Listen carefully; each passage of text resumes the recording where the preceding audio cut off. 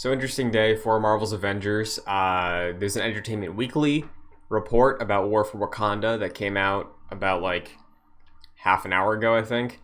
And there was a misinterpretation. The report said the War for Wakanda campaign takes 25 hours to complete. Somebody who works for Nix's, who is the PC porting company that PlayStation bought recently, they've done a fair amount of work on Marvel's Avengers since launch, has clarified that the 25-hour number is meant to be representative of the entire game from launch to War for Wakanda, including War for Wakanda. So, not as exciting as you may have heard initially of 25 hours for War for Wakanda. That would have been incredible. But as it stands right now, I think the base campaign, the Reassemble campaign, took me 12 to 15 hours. Kate Bishop was about 3. Hawkeye was about 2. So let's say 5 hours, give or take, for War for Wakanda, which is still better than what we've had so far with Kate and Clint. But definitely a little deflating from the initial shock of 25 hours. But there are some other exciting details I want to mention in the War for Wakanda expansion.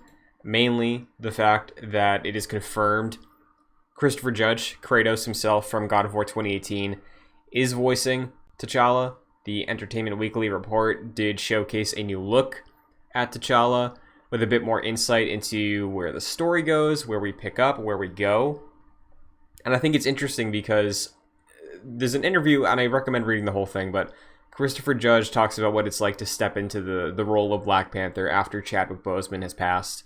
And it's very interesting. Initially, he denied it, but came around on the offer and even worked with the dialect coach who worked on the Black Panther film to sort of develop his character and find the voice of the Avengers games version of T'Challa. And as you know in the trailer, we saw this last month, you see it right now. It's about Claw. Claw, who did have a major presence in the film, is going to have a presence in the game.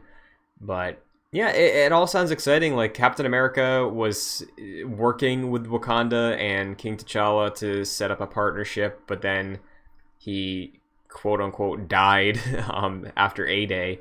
But since the Avengers are back at the end of the Reassemble campaign, it seems like Cap wants to rekindle that relationship, but Wakanda has become a bit more closed off to the outside world after A-Day, which I think is an interesting story. It mimics a little bit of what we know from the MCU, but I'm sure this game is going to have its own twist on everything. As you see in the trailer, as we know from Christopher Judge's performance and his interview, they do want to make it distinct. I think that's been very clear with Crystal Dynamics. They want their Avengers to be their Avengers, not the MCU Avengers.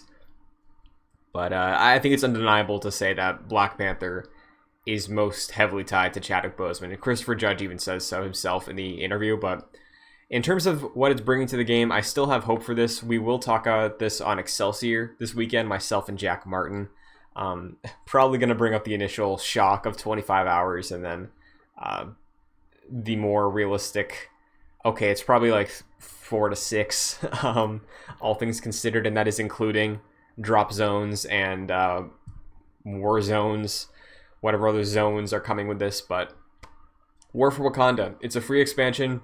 I think putting expansion on this implies it's meant to be longer and more meaty than what we have had so far with Clint and Kate. Those are operations. So excited to see more of War for Wakanda. It is not a 25-hour campaign, unfortunately. But I mean, I wouldn't have been surprised, I guess, because War for Wakanda recently at the last dev stream said it's going to have all new assets. No reused assets for gameplay mechanics, new enemy types, lots of new things. And Wakanda itself, the patrol area, is going to be unlike other locations in the game. We haven't seen what this means yet. We've seen concept art that I think looks great. We have a lot of ambition. We just have to see how it is delivered on. And I do have faith because, I mean, I'm sitting here 200 hours deep into Avengers, probably more than that.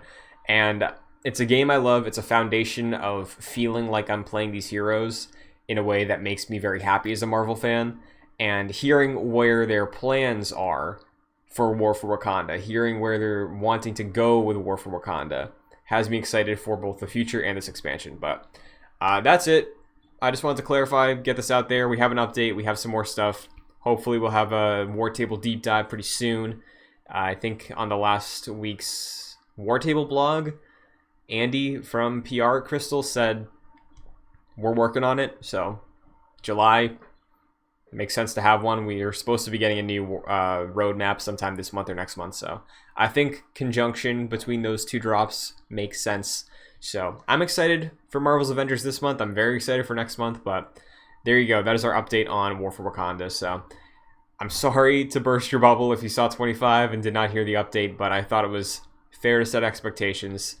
And yeah, as of right now for Excelsior, yesterday we did a Loki spoiler-free discussion that led into a longer spoiler-filled discussion about our general thoughts on the season and the finale. So you can check that out if you want on the channel or in the podcast feed. And this Saturday, we will talk about everything we learned today, whatever's in the War Table blog this week, as well as our review of Black Widow. You can check that out this Saturday here on JoyClicks if you're new.